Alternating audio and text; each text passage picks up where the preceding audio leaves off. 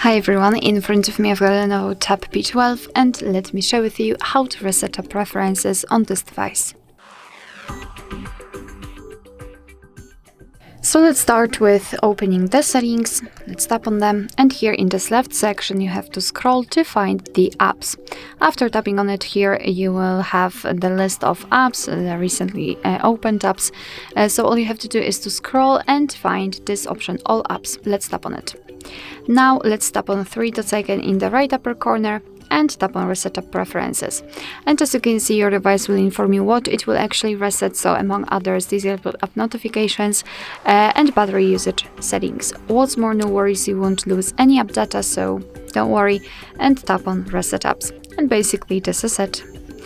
Alright, so thank you so much for watching. I hope that this video was helpful, and if it was, please hit the subscribe button and leave the thumbs up.